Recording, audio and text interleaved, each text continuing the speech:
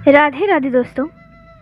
महाभारत से जुड़े हर व्यक्ति को प्रश्नों का सामना करना ही पड़ा। भगवान श्री कृष्ण भी उससे अछूते नहीं थे। महाभारत को पढ़ते वक्त हम में से कईयों के मन में कुछ प्रश्न आते हैं। ऐसे ही कुछ प्रश्न उद्धव जी ने भी श्री कृष्ण से पूछे थे और उन प्रश्नों के भगवान श्री कृष्ण ने इतने सुंदर और सटीक उत्तर दिए कि उद्धव जी की सारी शंकाएं ही मिट गईं। उद्धव जी भगवान श्री कृष्ण के सारथी भी थे और सखा भी। एक दिन श्री कृष्ण ने उद्धव से कहा, हे उद्धव, तुमने आज तक मुझसे कुछ नहीं मांगा। आज तुम मांगो उद्धव, जो तुम चाहते हो वो मांगो। मुझे बहुत प्रसन्नता होगी, बहुत संतुष्टि मिलेगी। मुझे अपना ऋणी न बनाओ उद्धव, मांगो जो इच्छा हो। उद्धव ने उत्तर दिया, मुझे कुछ नहीं चाहिए माधव, मुझे केवल मेरे प्रश्नों के उत्तर चाहिए। मेरी शंकाओं का समाधान कर दो सखा। मैं आज तक आपकी लीलाओं को समझ नहीं पाया। आपके उपदेश कुछ और थे और व्यक्तिगत जीवन कुछ और। हे लीलाधर, मेरे प्रश्नों का उत्तर देकर मुझे संतुष्ट करें। श्री कृष्ण ने कहा, पूछो उद्धव, जो भी प्रश्न तुम्हारे मन में है वो पूछो। उद्धव का पहला प्रश्न था, हे माधव, सच्चा मित्र कौन होता है? श्री कृष्ण ने उत्तर दिया, सच्चा मित्र वो होता है जो आवश्यकता पड़ने पर बिना मांगे ही अपने मित्र की सहायता करे। इस पर उद्धव ने कहा, हे माधव, आप तो पांडवों के आत्मीय और प्रिय मित्र थे, परंतु क्या आपको नहीं लगता कि आपने जो सच्चे मित्र की परिभाषा दी है, आपने उस परिभाषा के अनुसार कार्य नहीं किया? यदि किया होता तो उस दिन युधिष्ठिर को द्वितकीड़ा से अवश्य रोका होता। यदि आपने उन्हें नहीं रोका तो आप उन्हें जिता तो सकते थे। आप भाग्य को पांडवों के पक्ष में अवश्य मोड़ सकते थे। उन्हें रोक सकते थे कान्हा, जब वो एक के बाद एक अपना सब कुछ दांव पर लगा रहे थे।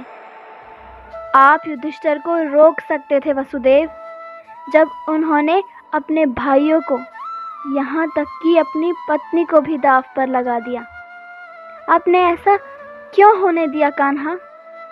आपने तो तब हस्तक्षेप किया जब द्रौपदी लगभग अपना शील खो चुकी थी। तब आपने उसे वस्त्र देकर उसके शील को बचाने का दावा किया। आप ये दावा भी कैसे कर सकते थे? उसे एक पुरुष घसीट कर भरी सभा में लाता है और भरी सभा में निर्वस्त्र करने के लिए छोड़ देता है।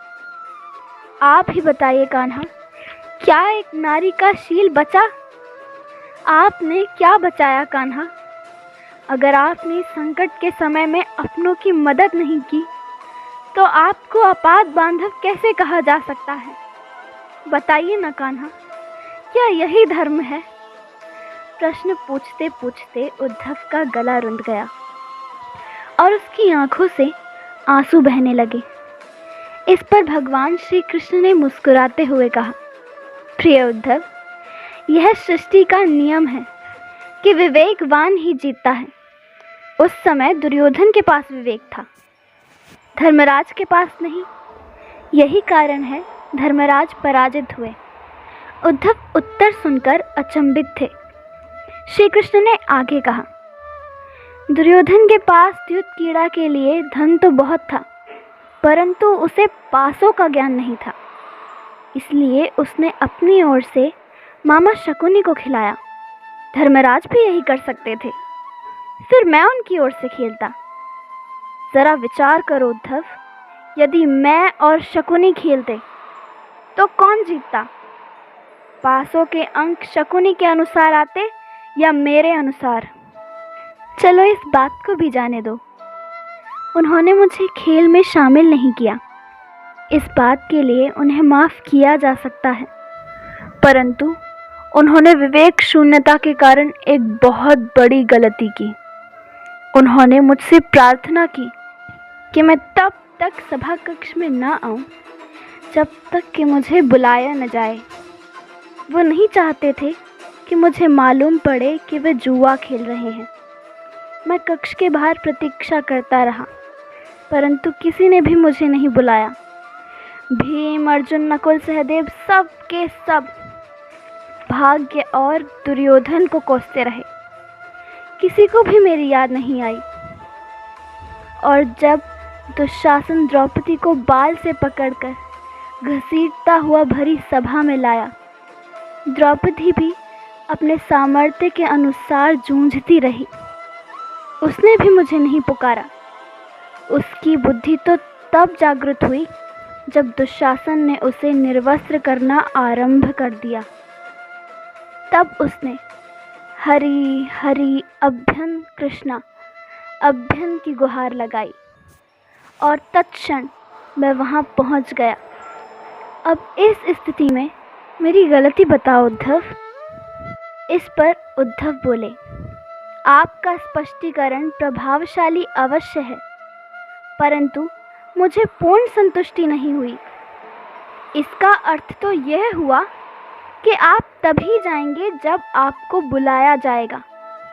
क्या संकट में घिरे भक्त की रक्षा करने के लिए आप स्वतः नहीं जाएंगे? कृष्ण मुस्कुराए और बोले, उद्धव, इस सृष्टि में हर एक का जीवन उसके स्वयं के कर्मफल के आधार पर ही सुनिश्चित होता है। ना तो मैं इसे चलाता हूँ और ना ही इसमें कोई हस्तक्षेप करता हूँ। मैं केवल एक साक्षी हूँ। मैं सदैव तुम्हारे नज़दीक रहकर जो हो रहा है उसे देखता हूँ। यही ईश्वर का धर्म है। वाह कान्हा, बहुत अच्छे। इसका अर्थ तो यह हुआ कि आप हमारे नज़दीक खड़े रहकर हमारे सभी दुष्कर्मों का निरीक्षण करते रहेंगे। हम पाप पर पाप करते रहेंगे और आप हमें साक्षी बनकर देखते रहेंगे। आप क्या चाहते हैं कि हम भूल करते रहें, पाप की गठरी बांधते रहें और उसका फल भोगते रहें? उद्धव के वाक्य उल्हानों से भरे थे। भगवान श्री कृष्ण फिर मुस्कुराए और कहा, हे उद्धव, तुम शब्दों के गहरे अर्थ को समझो। जब तुम समझकर ये अनुभव कर लोगे कि मैं तुम्हारे नज़दीक साक्षी के रूप में हर पल हूँ, तो क्या तुम बुरा या गलत काम कर पाओगे? तुम निश्चित रूप से कुछ भी बुरा नहीं कर पाओगे। जब तुम यह भूल जाओगे और समझ लोगे कि मुझसे छिपकर तुम कुछ भी कर सकते हो, तभी तुम मुसीबत में फंसोगे और तभी तुम दुष्कर्म करोगे। यदि मनुष्य ये समझ जाए कि मैं सदैव प्रत्येक व्यक्ति के साथ साक्षी के रूप में उपस्थित हूँ, तो क्या मनुष्य कोई भूल कर सकता है? कदापि नहीं उद्धव, कदापि नहीं। उद्धव जी को अब अपने सारे प्रश्नों के उत्तर मिल गए और उनकी सारी शंकाओं का समाधान हो गया।